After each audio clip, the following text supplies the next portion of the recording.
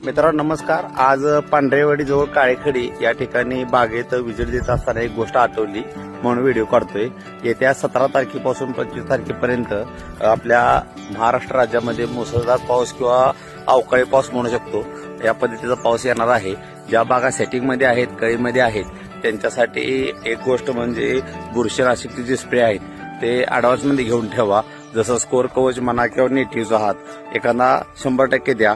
आणि महत्वाचं म्हणजे काय, कारण पुन्हा पाऊस आल्यानंतर कळी टिपके येणे किंवा कळी ड्रॉपिंग होणे ह्या समस्या येणार किंवा कुजव्याचा प्रकार 100% होणार आहे. त्याच्या अगोदर 100% आपण हा फवारा घेऊन आपण पावसाच्या अगोदर आपण रेडी होणं गरजेचं आहे. अभिषेक काय म्हणायचं तुम्हाला? अगदी बरोबर आहे साहेबांचं म्हणणं, कारण वातावरण बदललं की बागेची सिच्युएशन खूप बदलते.